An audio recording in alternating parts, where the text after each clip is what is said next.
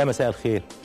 شعراء العامية المصرية كبار، فيهم فصاحة أكتر من شعراء الفصاحة.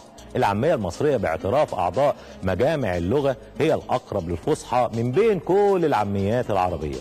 شعراء العامية عبر تاريخنا كله أنتجوا أشعار عاشت وبقت، ورغم الكلام الكتير عن اندثار العاميات لكن في الحقيقة برضو ما بقيش غير النماذج الكبيرة أو المهمة. زي أي فن بيبقى نماذجه الكبيرة وأسماءه اللي حركت الحجر بعد ما حفرت فيه خلاصة إبداعها. عبد الله النديم، بيرم التونسي، فؤاد حداد، صلاح جاهين، عبد الرحمن الأبنودي، أحمد فؤاد نجم، سيد حجاب، مجدي نجيب، فؤاد قاعود، عمر نجم، جمال بخيت. ميزة شعر العامية المصرية إنه قريب من الناس، مليان بالأحاسيس المرهفة اللي بتتقال بكلام مفهوم، كلام فاتح على الوجيعة. وكل ما بكانا أكتر وخلانا نحلم أكتر كل ما فردنا له صفحات في قلوبنا وفي أرواحنا. صحيح القصيدة الفصيحة اتغنت، لكن الأغنية اللي عن شعر عامي وقفت جنبا إلى جنب مع أفضل قصائد الفصحى وقالت كلمتها.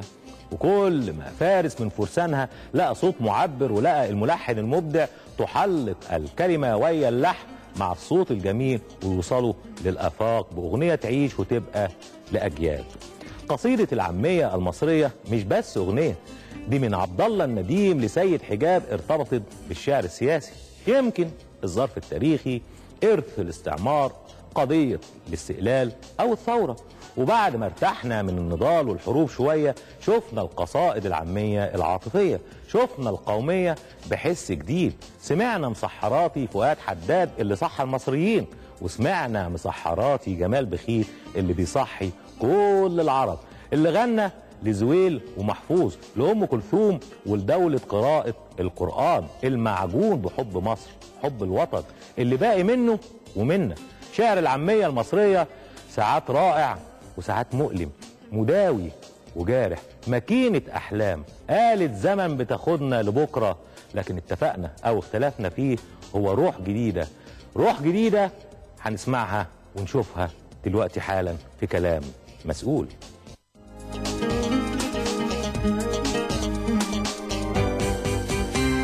يفتن العرب بالعامية المصرية بشكل قريب من السحر. ربما ساهمت سيدة الغناء العربي أم كلثوم وغيرها من زعماء الغناء في مصر في ذلك، وربما أيضا ساهمت الإذاعة والأفلام المصرية، ثم انتشار المسلسلات التلفزيونية، وذلك في فرض إيقاع العامية المصرية باعتبارها مفهومة ومحبوبة في العالم العربي من المحيط إلى الخليج. كتبت بالعامية المصرية روايات وقصص قصيرة ومسرحيات، ولكنها عاشت أكثر مما عاشت في الأغنية الدينية والعاطفية والسياسية. من الحارات والأزقة إلى القصيدة، استطاعت قصيدة العامية المصرية الاحتفاظ باللحظة التاريخية قبل أن تهرب وتصبح ذكرى. هي ديوان الحارة المصرية، دفتر أحوال الريف والبنادر، احتضنها العود ودفاها الناي، وجعلتها الأصوات الجميلة خلابة مهما مرت السنون. تظل المناسبات الوطنية والدينية في مصر تقدم عطاءاتها لقصيدة العامية المصرية في الاستقبال الخاص جدا لشهر رمضان وفي وداعه، في أجوائه الزاهرة وروحانياته العطرة، في الفنون التي تحاول استعراض طاقتها في هذا الشهر، وفي المسحرات الذي يحاول من جديد إيقاظ الناس معنويا وأخلاقيا ووطنيا.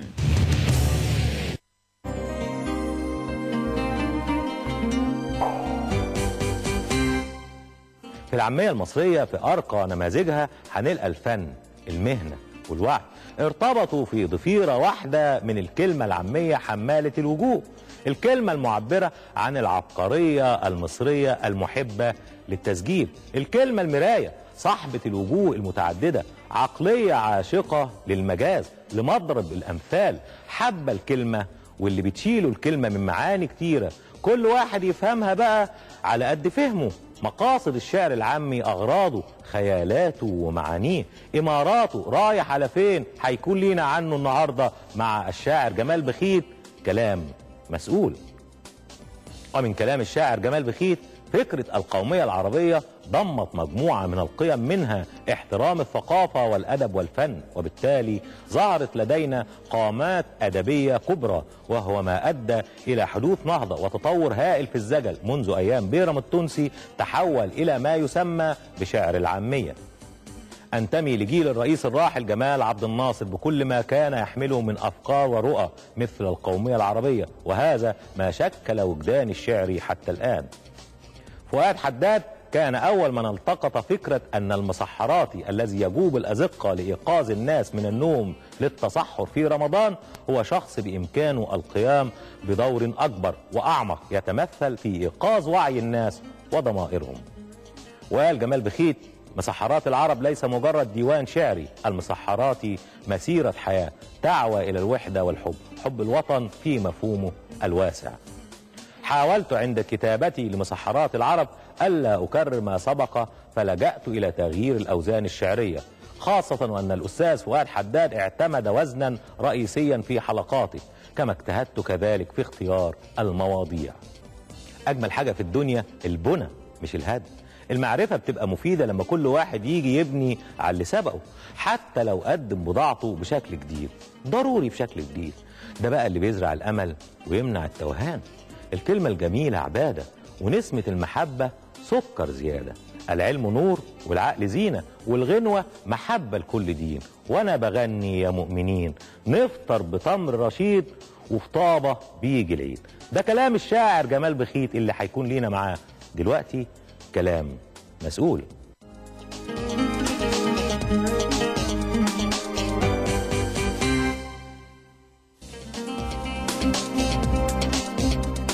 ورحب بالشاعر الكبير الاستاذ جمال بخيت.